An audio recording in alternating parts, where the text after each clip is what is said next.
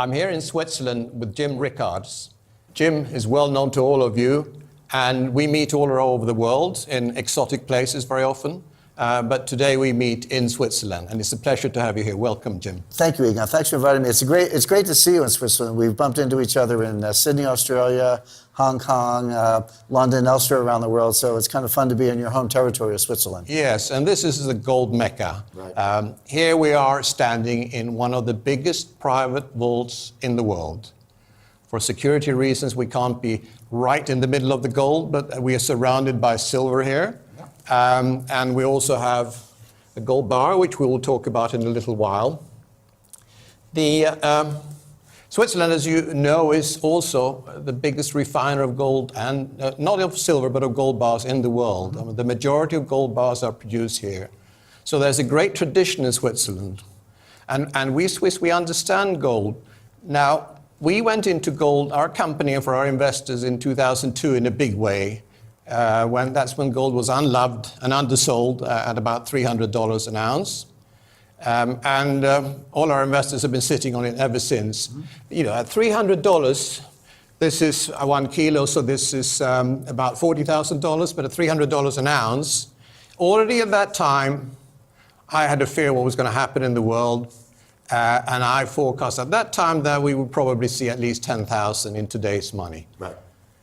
Now, what is your view about the price, first of all, in today's money or in the development, and why do you see something really happening in the gold market?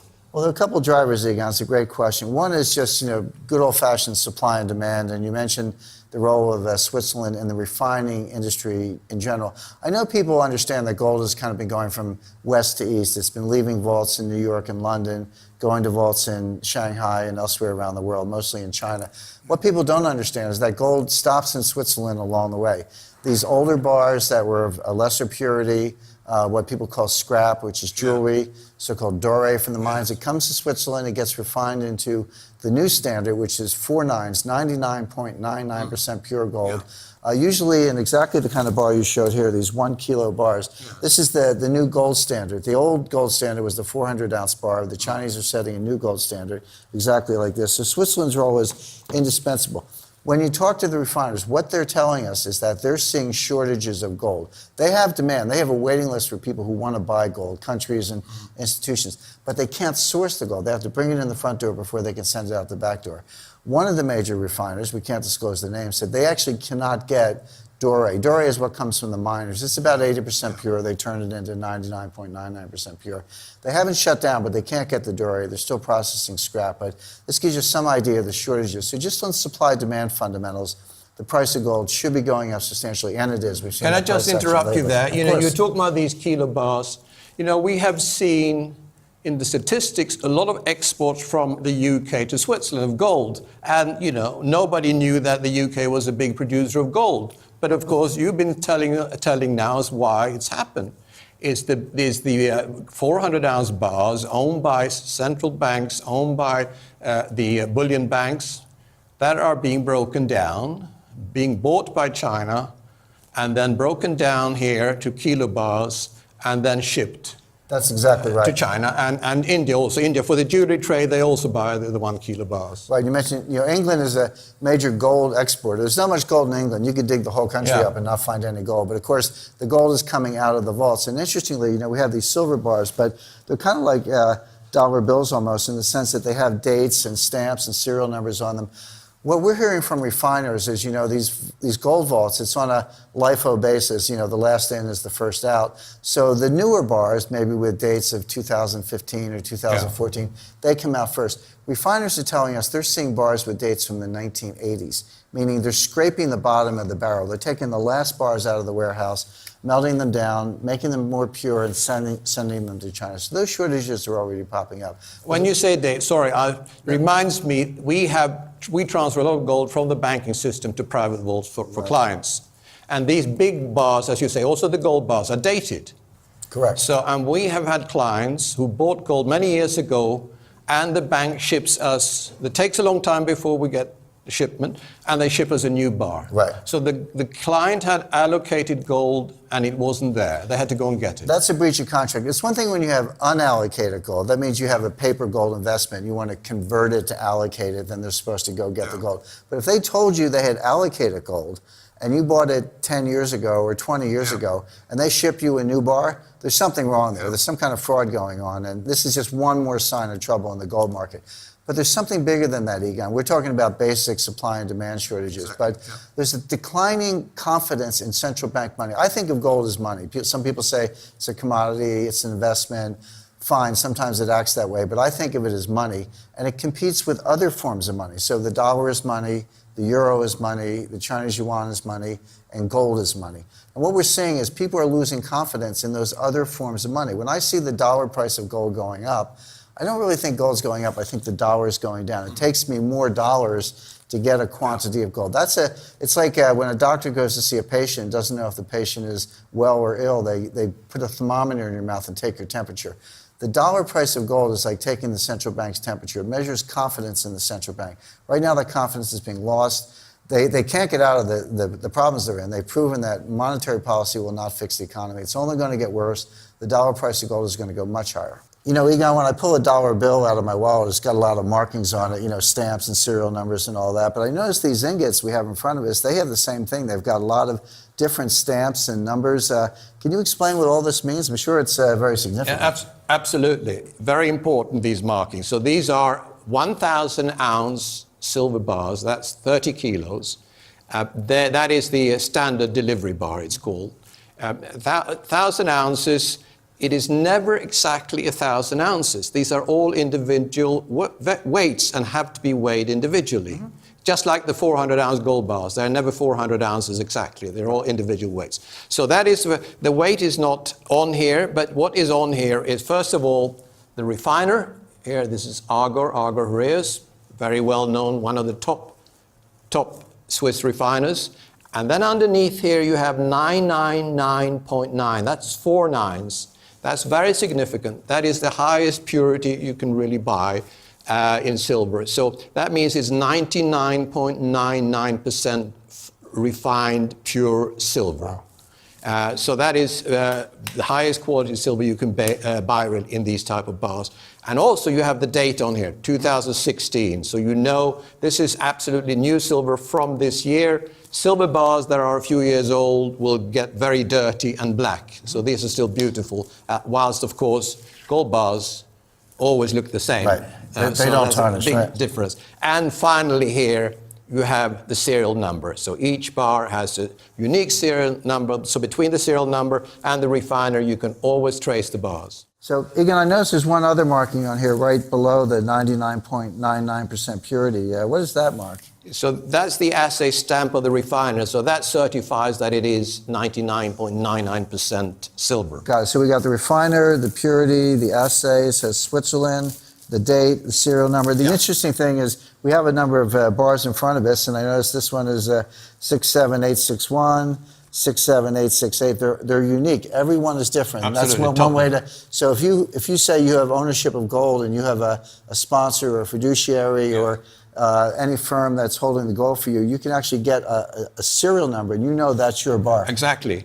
But what you always have to do when you buy gold or silver is to always buy it through the LBMA chain of integrity. Right. So you should never buy it from a street vendor or from somebody you don't know, because now if you deal with that within that chain of integrity, you will never get a fake bar. Right. And Egon, we have this gold bar here. Is this? I assume this is very similar in terms of the markings. Yes, exactly the same. One exception. This is also produced by the same refiner, Rickards. You can see that here, but it was produced for UBS, Union Bank of Switzerland, which is one of the oldest Swiss banks. So this was specifically made gold bars for them because they've been one of the biggest gold dealers in the world and in Switzerland. But otherwise, you see the same marking. But the big difference here, this is 1 kilo exactly, right, which is 32.15 ounces. Right. So this is not different weights as the silver bars.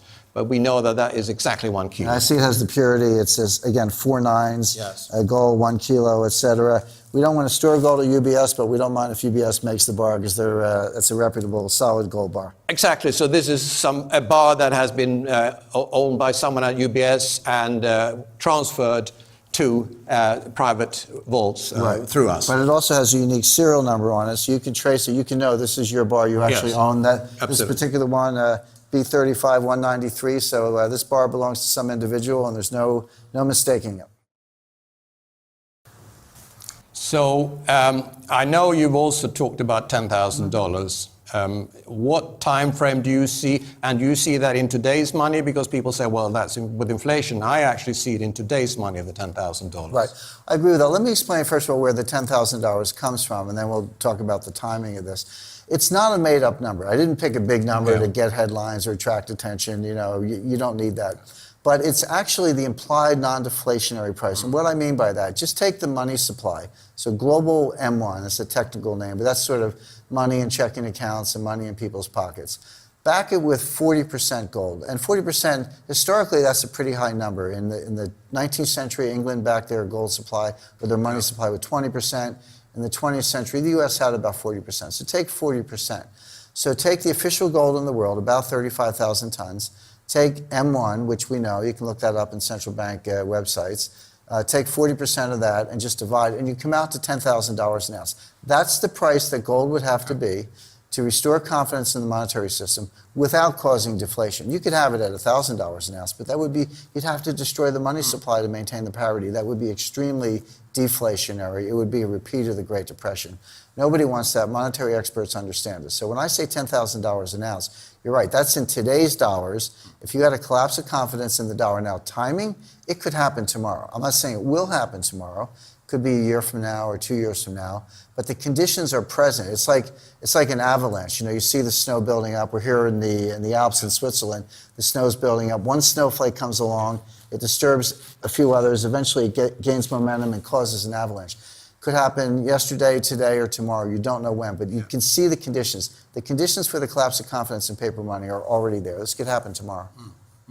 No, I agree totally with that. And sadly, it is not, you know, you talk so much about not just the supply and demand, which of course we know that the futures exchanges, the interbank market, which is also all paper, and we know that there is only a fraction of physical gold for the amount of paper outstanding. At some point, that market will blow up. And of course, my view is that we will get hyperinflation. I don't think governments will actually be able to do, they have no tools available. Of course, printing money is not a solution. Right. If you print worthless pieces of paper, you're not going to create wealth. Correct. But they still will do it because they don't know anything else to do now. The US, in my view, will lower interest rates again. And maybe go to negative one day, and the dollar will fall, and then gold will start going up. But so it's not only just the supply and demand situation. You have also most of the major nations in the world are bankrupt, and the financial system hasn't been mended since 2007-9. Correct. So therefore, you know, we could get to a situation when a lot of money is printed. And you are getting into the hyperinflationary scenario that I think, in my view, to cover the 230 trillion debt outstanding in the world, which is not going to be repaid, in my view, and the derivatives of 1.5 quadrillion, whatever, there's a risk that a lot of money will be printed that will destroy the value of paper money and therefore be reflected in gold and silver. That's absolutely right, Egan. In fact, a lot of money has been printed already, and we haven't seen that much inflation. So people say, see, you can print all the money you want and don't have to worry about inflation. But there's something missing in that analysis, which is you need two things to cause inflation. One is printing money, but the other one is what's called the velocity or the turnover of money. People have to, when they lose confidence in it, they're like, well, you can pay me in dollars, but I want to dump the dollars and, you know, and buy some gold or buy some silver, as the case may be. So it's when people start spending the money, dumping the money, trying to buy things because they think the price is going up, losing confidence. That's when prices soar, and that's a psychological phenomenon. So it takes two things. One is the money printing, which we've already seen, and we're going to see more, I agree with that. The other one is this loss of confidence when people dump the money. That's when the velocity or the turnover takes off. You can have hyperinflation almost overnight. In my view, there's a high risk of that. So that's the first stage that, as I see it, in the next X years. You don't know. It could go very quickly. or it could take, but I don't think we're talking about more than 5 years in my view. Well, I think that's right. The other thing I say to investors is, what are you waiting for? Maybe it is 3 years or 4 years. It may not be that long.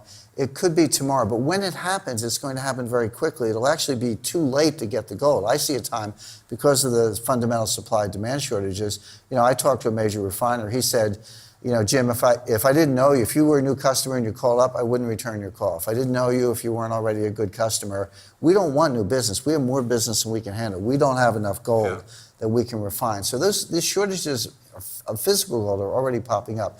When there's a buying panic, when there's hyperinflation, when this starts to take off, and it'll take off very quickly, and people say, you know what, I don't trust my bank paper gold contract anymore. I call up, and I say, give me the physical gold. There's only about 1 ton of gold for every 100 tons of claims. 99% of those people are going to find out they don't own gold. They're going to get a check in the mail, and they're going to miss out on the spike in prices. That could happen faster than we would like, and of course it'll be a catastrophe for the world. The end game, if there is an end game, there is never an end game, because the world goes on. Whatever happens, the world will go on, of course, just maybe at a different pace and at a different standard of living than we've seen now. The last 100 years have not been real anyway. It's been created, fake prosperity created by central banks, and sadly that will come to an end. But after the hyperinflation, which is not going to solve anything, I still see a deflationary implosion. Because that's the only way that debt can disappear. Do you agree with that? Well, there are 2 ways to get rid of debt. One is, 3 ways actually. One is growth, but we're not getting the growth, unfortunately. And printing money will not give you growth, so take that off the table. The other 2 are just default, like I'm just not going to pay you. It's an outright default. The other way is highly inflationary, which is, sure, I'll pay you the $1 trillion I owe you, but good luck buying a loaf of bread because I printed the $1 trillion. That's what the U.S. is going to do to China. By the way, that's one of the reasons the Chinese are stockpiling thousands of tons of gold. Yeah. They know the United States is going to inflate their way out of it. They can't dump those treasury bills that they own, or those treasury notes that they own, because the market's not that deep. So if you're stuck with the treasury notes and you know the U.S. is going to inflate them and you can't dump them, what can you do? Well, you can buy gold. And now you have a hedge position. You hope for a stable dollar, in which case the gold won't do very much. But you know the U.S. is going to destroy the value of the dollar, in which case the gold will go up. So you'll lose on the paper side, but you'll make it up on the gold side. I always say, if it's good enough for China, it's good enough for me. Yeah. Well, I fear that any government paper will be worthless in the next few years, but we shall see. But in the meantime, this is not an investment. We both agree on that. It's money. This is money. This is real money. But it's also more. It's insurance. That's right. And it's the only insurance you can buy where you don't have to renew the premium every year. That's right. And you also don't have to worry. When you buy insurance, I happen to be a lawyer in addition to being an economist. Yeah. And when I tell people they get insurance and they say, well, I'm protected. And I say, well, how good is the insurance company? Look what happened to AIG. It was one of the biggest insurance companies in the world, and they almost went bankrupt in 2008. So your insurance policy is only as good as the company that writes it. With gold, you have insurance, but there is no insurance company. You're holding the gold. You don't have to worry about who's standing behind it because you have it in your hands. Right, as long as you keep it in places like this, safe outside storage. The system, Absolutely. Outside of the bank. Don't put it in the bank. No. Right. Jim, it's a real pleasure to see you here in Great seeing you. Switzerland. Thank you you so much. Thank you.